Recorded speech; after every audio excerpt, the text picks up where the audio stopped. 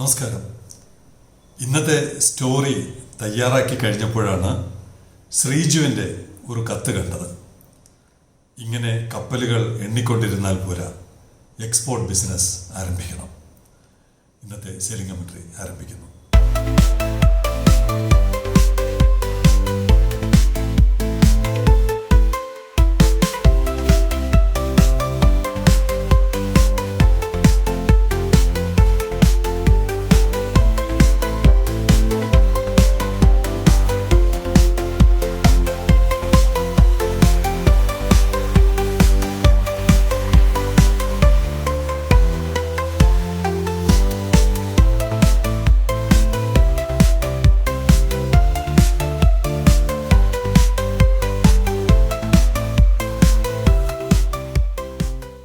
Sailing കമന്ററിയുടെ മാത്രമല്ല, വിമാക്കിൻ്റെ ആദ്യകാല അഭിപ്രായവും ഇതാണ്.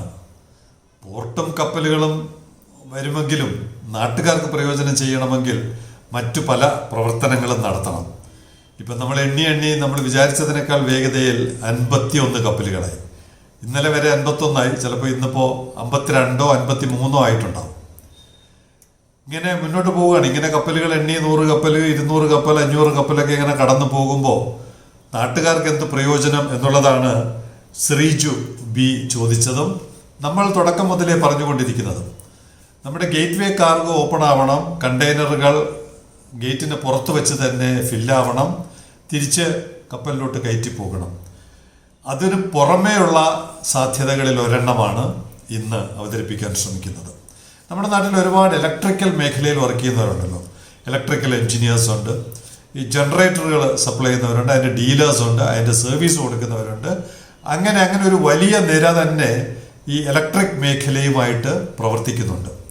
അങ്ങനെ പ്രവർത്തിക്കുന്നവർക്കുള്ള ഒരു മേഖലയിലെ സാധ്യതയാണ് Wartsila EBDGB join forces on methanol fuelled power barges. Generator ബാർജിൽ തന്നെ കൊണ്ടുവരുന്നു. വരുന്ന കപ്പലുകൾക്ക്, നമ്മുടെ തുറമുഖത്ത് വരുന്ന കപ്പലുകൾക്ക് പോർട്ടിലെ പവർ എടുക്കുക എന്നുള്ളതാണ് പുതിയ നയം. അവയുടെ ഡീസൽ കത്തിച്ചുകൊണ്ട്, ഈ ഫ്യൂവൽ ഓയിൽ കത്തിച്ചുകൊണ്ടുള്ള ജനറേറ്റർ പോർട്ടിൽ വരുമ്പോൾ നിർത്തണം എന്നുള്ളതാണ് ആഗോള തലത്തിലുള്ള ഒരു നയം. അതിന് ബദൽ എന്നുള്ള നിലയ്ക്ക് അതിന് പവർ എന്തായാലും കൊടുക്കണമല്ലോ. പവർ കൊടുക്കുമ്പോഴാണല്ലോ അവരുടെ റുട്ടീനായിട്ടുള്ള ഓപ്പറേഷൻസ് മുഴുവൻ നടക്കുക.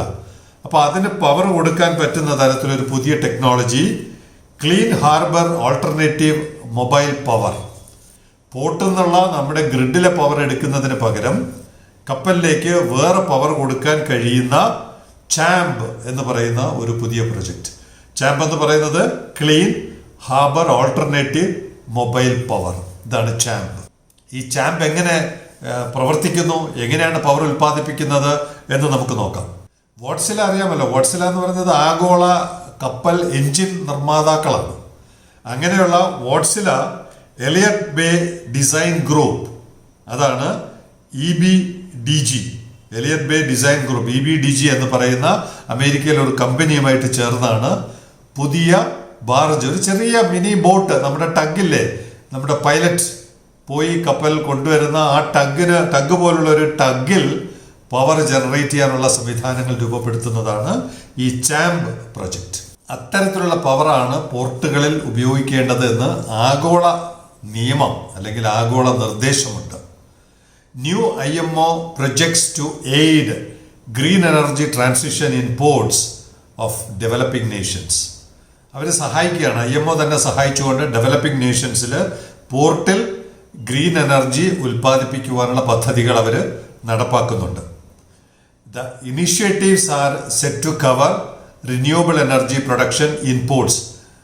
ആദ്യം 4 ചെറിയ രാജ്യങ്ങളിലാണ് ഈ പരിപാടി ആരംഭിക്കുന്നത്. അത് റിന്യൂവബിൾ എനർജി പോർട്ടിൽ തന്നെ ഉൽപ്പാദിപ്പിക്കുക എന്നുള്ളതാണ് ലക്ഷ്യം.